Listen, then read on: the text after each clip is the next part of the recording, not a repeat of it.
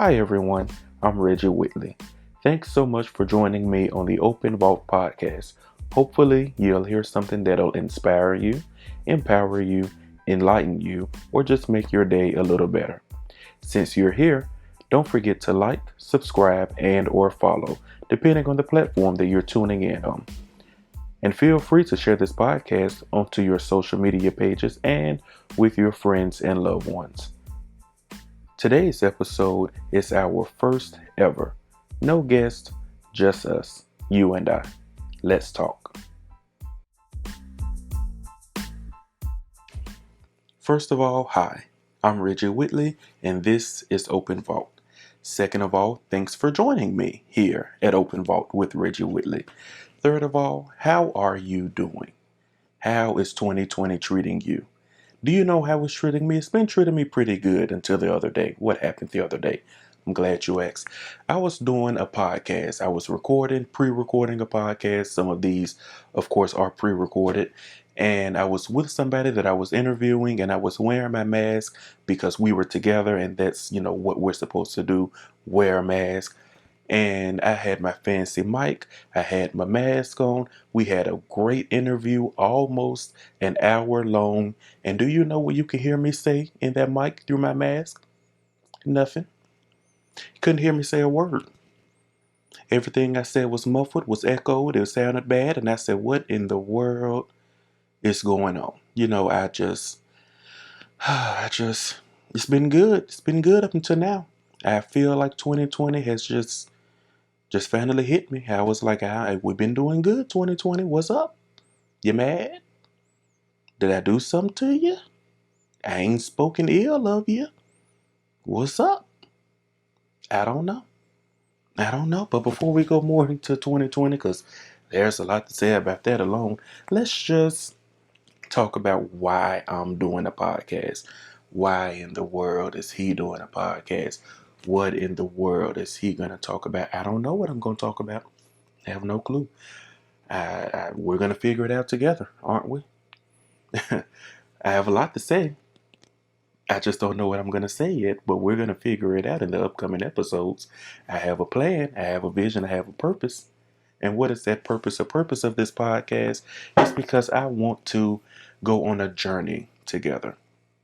What fun is life when you have to do it alone? And so for years, I've been trying to create a platform or platforms that will bring people together, let us talk together, let us learn, let us grow, and so that we can build and just be great together. Like I said, what good is doing life by yourself? And what fun is it doing it with only people who you're familiar with? I desire to create a platform that won't just bring people together, but let us see life in different ways, see it through each other's perspectives. And so, hence, Open Vault was birthed. So here we are on a journey. I'm inviting you with me. I don't know if you want to go or not. You're coming. You're here now. So you might as well just subscribe and stay with us. And on this journey, hopefully we'll grow together, we'll learn together, we'll build together, we'll do life together, and just be great together. The goal isn't just to do life together. The ultimate goal, one of my purposes in life, I believe, is to change the world. Now I know what you're saying. How you gonna change the world? That's such a big thing. It sounds impossible. It sounds like something that you'll ask a 5-year-old. What are you gonna do, little Johnny? And little Johnny says, I'm gonna change the world. That's a little bigger than just being the president. Being the president is it used to be such a far stretch, like be the president. But to change the world, so I can't do it by myself. Here we are. Come on. Can we change the world together? Isn't that romantic? Can we change the world together? And so I have created this podcast not to be a Christian podcast, but a podcast by a Christian who's trying to change the world. So we're going to talk about healthcare. We're going to talk about government, finances, business, entrepreneurship. We're going to talk about the church. We're going to talk about family, friends, relationships, so much stuff. And I'm going to bring in some people because I'm not the only one who has something to say. Many people out there have a lot to say and a lot of wisdom and a lot of insight. And we're not gonna just all be serious. Can we have a little fun? We can have fun when we change the world. We can have fun along the way, but you know, let's just come together. Let's do this thing. So I wanted to take this episode just for us to get to know each other, like we're talking. So I said, how can we do that? I don't want to read a bio. Who gets on a podcast and reads a bio of themselves? It's lame if you do it and you're listening. It bios really don't let you get to know the person unless you get to know their highlights. So I just have a few questions that I've written down, and I'm gonna ask myself the questions, and I'm gonna ask you the questions, and y'all can reply in the comments your answers. And this is a good way for us to get to know each other, don't you think? So number one, how has 2020 slash COVID-19 been treating you? Now for me, it's been treating me pretty well. I think that a lot of it has to do with perspective. Not completely, but a big deal of it has to do with perspective. And so I don't always look at the sad stories or the bad stories. I decide to look at some of the good stuff that's happening and look at the bright side of 2020. A lot of the times in history, we've seen great things happen during pandemics, during recessions, during times of despair in countries or the world. And so I just look at this as a great opportunity for greatness to come. And I've just been trying to be a part of that. I want to be a part of history being made because history is definitely being made here in 2020. So why be on the sidelines when we can be a part, right? Thankfully, COVID-19 has not touched me or any of my very close loved ones yet. Prayerfully, it doesn't. But thankfully, I'm grateful for that, and definitely praying for those. There's so many thousands out there just in the United States that have seen losses because of this virus. And I'm just, can we just do right? I just want us to do right. I just want us to be safe. Um, let's be smart about things. Let's go about things in smart ways. Let's not fight wearing a mask. Let's not, I'm not going to go on a rant about that, but let's just do right. And of course, it can still get some of the people, it's affected people who's been doing right. But in that path, there's been someone who did wrong. And that's how the person who did right got affected. So let's just do right. One of my biggest lessons that I've learned during all of this is that my life doesn't have to be determined by my surroundings. And so a lot of the times when things are going on and chaos is happening around us, we tend to join in with the chaos. I decided not to join in with it. Why would I join in with chaos? It's a mental thing. A lot of times we just navigate toward chaos, confusion, drama. And so I've just learned that my life, and I've said it for years, but this year has really taught me hands on that my life doesn't have to be determined by the things that are going on around me. Just because the nation is in recession, because they haven't called it a recession that I've heard, but it seems like a recession to me. Just because the nation is in recession doesn't mean I have to be. Just because people in this country are depressed doesn't mean I have to be. Just because people are going crazy doesn't mean I have to be. And so my life, literally, I can determine it. It's gonna go well. I'm gonna keep a positive outlook, perspective. Things are gonna go move expeditiously for me, and I don't have to suffer just because the nation is suffering. I don't have to be a part of that. And so hopefully some of you who feel that you have to be a part of that, you now see that you don't, and you change your mindset and come out of agreement with the chaos and the confusion. Okay, number two, what am I reading as far as books? So reading was not my favorite subject in school.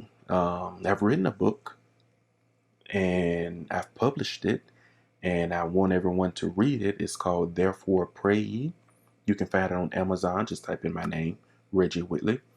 But I'm not the most dedicated reader. I love books though. I order books all the time. I have a big storage container full of books. I just love a hands-on book. But as far as reading them, I read like a chapter or two and I'd be like, oh, that's good. And then I'll move on to the next book because I feel like I've gotten what I need. But right now I'm reading Um, Chandra Rhimes' book, I think it's called A Year of Yes or The Year of Yes, or maybe just Year of Yes. It's really good, and she has a dynamic story about how she just said no to everything, and no because I'm busy, no because I have children, no because I write Grey's Anatomy and How to Get Away with Murder and Scandal, and I don't have time. And she was forced out of her no to say yes, and she decided for an entire year that she's just going to say yes to every opportunity that comes her way. And it's so far been a really good book to see this journey that she went on and how it literally changed her entire life. And so it is a book that I recommend for people to read because it really gets you out of your comfort zone, because that's what she talks about, getting out of your comfort zone. And it just shows how you can fully enjoy life. You can think that you're enjoying life the way that you're doing it, but really, if you say no to everything, you're really not. You're just comfortable in life. And so you have to get uncomfortable to enjoy life to the fullest. So Chandra Rhimes, read it, find it on Amazon or wherever books are sold. It's a pretty popular book. Number 3, what are you listening to or watching right now? I'm listening to myself right now, but as far as music that I'm liking and shows that I'm watching, so I just started watching Tyler Perry's, what is it called? The Oval. I've never seen it before. When it first started to advertise, I remember saying, I'm not watching that because I feel like it's going to be just like um, this other show on OWN that's called The Haves and the Have Nots.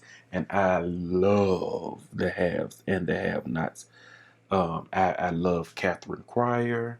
I just love Veronica. Veronica's evil. You know, Veronica ain't no good, but she plays that role really well. I just love the whole show. And they're centered around politics in a way. Well, it started that way. And so I was like, the Oval? No, it's just going to be having the have nots in the White House.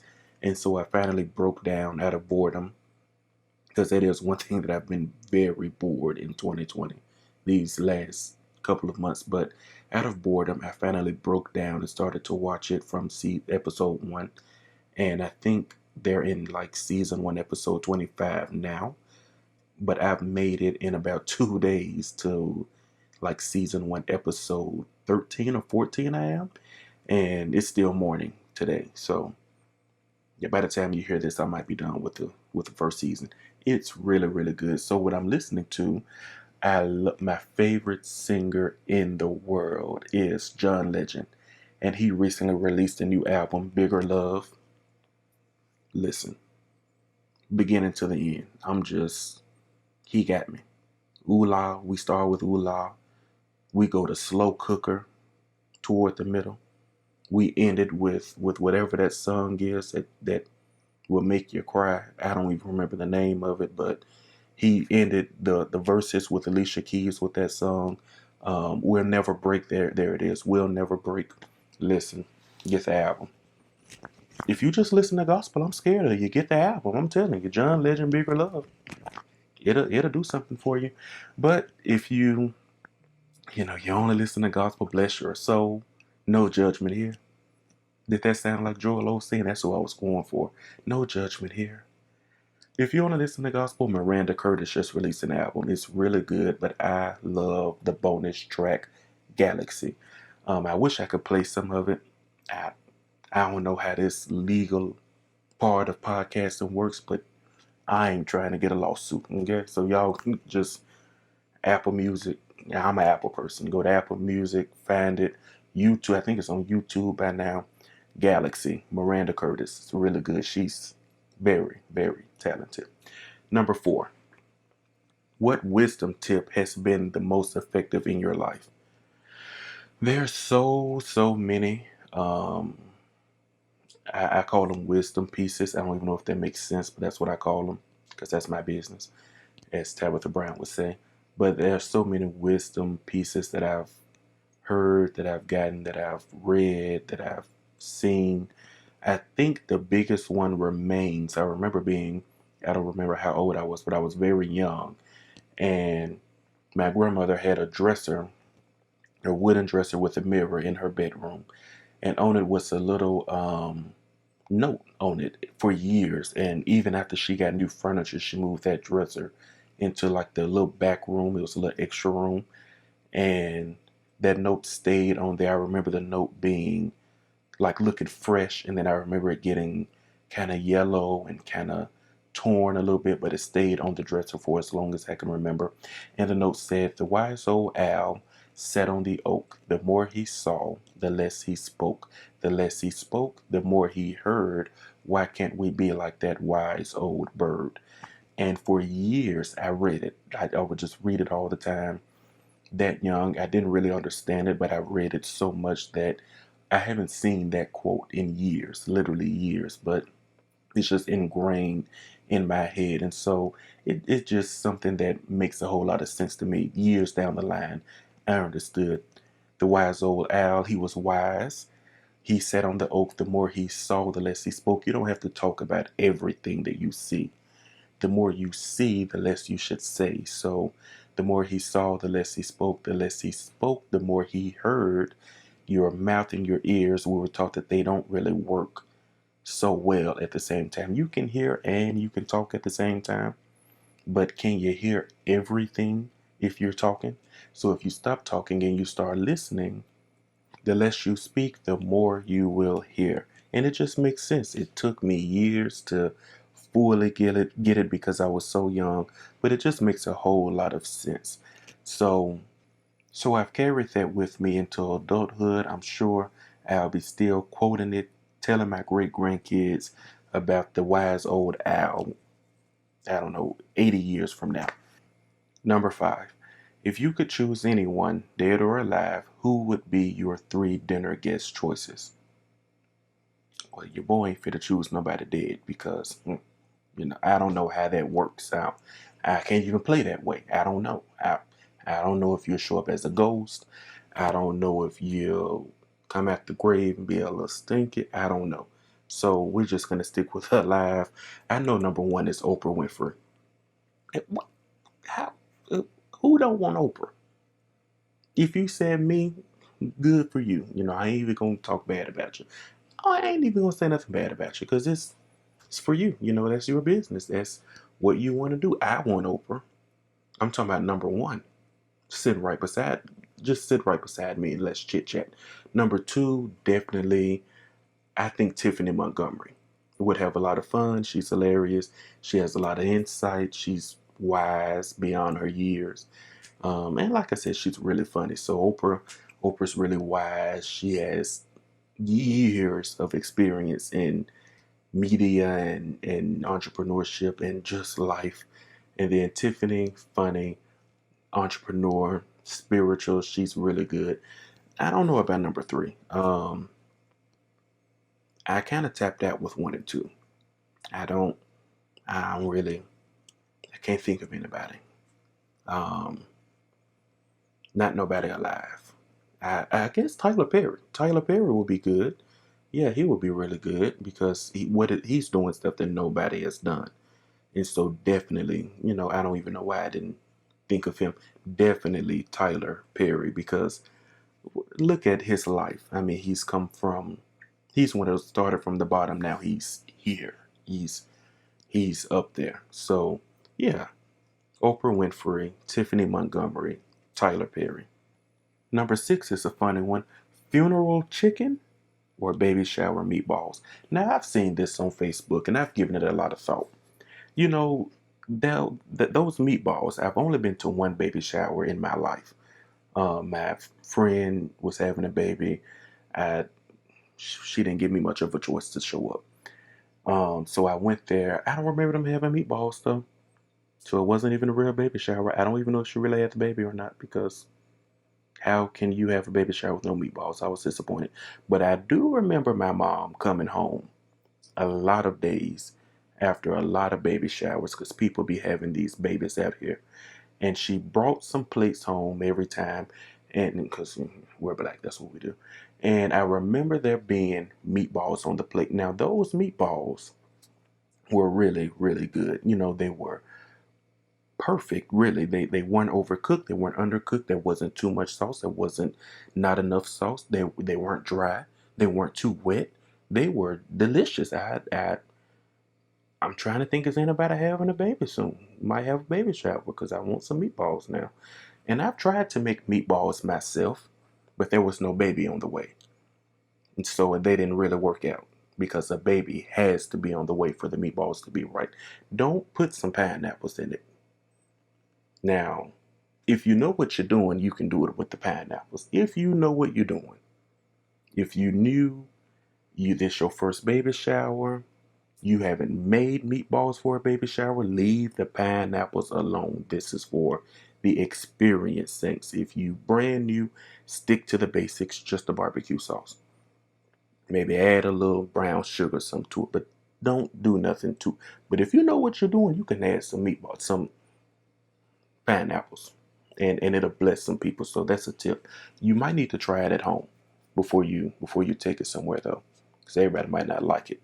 But I don't know if it's gonna work when you're at home if you're not pregnant or somebody in your house not pregnant, because you got to have a baby on the way somewhere around for the meatball to work out. But I gotta go with the chicken, y'all.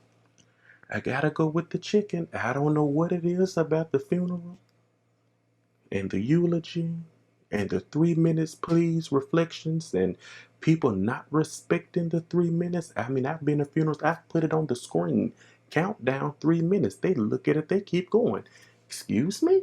And all that audacity that be going at the funerals when they get up there, and then you leave out, head to the back, and you have what? You got that funeral chicken. It should be repast chicken, but I like funeral chicken better. I don't know. I gotta go with the chicken. Those meatballs be good, but it's something about sorrow and fried chicken that will bless your soul. It would uplift you. And so I gotta say the chicken. But it's a close race though. What do y'all think? I want to know in the comments. Funeral chicken or baby shower meatball? And let me tell you, don't try to do the chicken yourself. I've never been to a repast where they fried the chicken themselves. There's always a double quick or Church's Chicken nearby. Don't go to Popeyes. Don't go to KFC. Don't even go to Harold's if you in Chicago. You gotta go to either Double Quick or Church's. Now I know they're open all the time, but it's something about that funeral makes that chicken a whole lot better. So I gotta go with the funeral chicken. Sorry, baby shower. Now I'm a preacher, so the best thing I know to say is I'm getting ready to close. I don't know how else to tell you this podcast is coming to an end besides saying I'm getting ready to close. And I ain't one of them that say it 5 or 6 times. I say it once, you better pack up your stuff. Because we finna go. I'm getting ready to close. So this next segment, I guess you can call it, I want to name it See the Light. With so much going on in the world, like I say, 2020 has been out here doing this thing, good and bad, and for some reason we're highlighting the bad. So I want to highlight the good. Let's see the light in 2020. So I have two stories that I want to share with you that I really like. The first one is from England. I love England. I love the Queen. So I was like, let's see what's going on in the Queen's country. And so the article says, Joy Andrew said her final goodbyes to her daughter Michelle at the End of Life Care Center. But it wasn't her time yet. The 99-year-old war hero surprised everyone with her recovery. Joy is the ultimate survivor. She survived a plane crash in Libya, a Nazi assassination attempt, and breast cancer. Her daughter says Mom has always been a feisty woman. She looks forward to celebrating her 100th birthday in November. Congratulations, Joy Andrews. And I looked, we're not, I'm doing 10 weeks on, 10 weeks off. We're not going to be doing podcasts in November. I wanted to sing happy birthday to Joy Andrews. So I might do a live on Instagram just to sing happy birthday to Joy Andrews. Will y'all join me when we sing happy birthday to Joy Andrew? I'm really happy for her. Congrats again, Miss Andrew. The second story, Beat the Heat car seat, was invented by a sixth grader in North Carolina, Lydia Denton, after she saw sad stories on the news and thought instead of complaining about it, do something. She invented a device that attaches to inside the car seat, which alerts parents when the temperature of the child gets too high, and if the parents aren't responsive, it contacts the authorities. Her prototype won her $20,000, and she says she's focused on saving more lives. This is incredible. A sixth grader right here in the US invented something that is so needed. We've all seen, or most of us have seen, stories about children who have been left in the car. Their parents may have just been a little busy or forgetful, and unfortunately, many of those children die in the car because of the heat. Thankfully, a sixth grader, instead of seeing the things on the news and complaining about it like other people were doing, or just, being sad for a little while and moving on with their lives a week later, she said, we're just going to do something about it. And not only did she win $20,000, but she kept her focus when she said that she's just focused on saving more lives. Congratulations, Lydia. That is amazing. And it happened during the pandemic. Great things can happen during the pandemic. So the last part is the quote of the day. I love quotes. On Instagram, I have a whole highlighted story thing dedicated to quotes, and there's a whole bunch of quotes in there if you want to check them out. I love quotes. So the quote of today is by Stephen Furtick. It says, your life is moving in the direction of your vision. So it's always what you see and what you hear that determines how high you go. This week, I want you to focus more on what you're seeing and what you're hearing, and change the things around you so that you can see and hear not the bad things, not the things that keep you down, not the things that keep you sad, not the things that keep you confused or angry or disgruntled. Change what you're seeing and what you're hearing, and you can change the direction of your life. So thank you, Stephen Furtick, for that quote. And thank you for joining us here at Open Vault Season 1, Episode 1. Come back next week, next Monday, every Monday, and you will get more of this and more.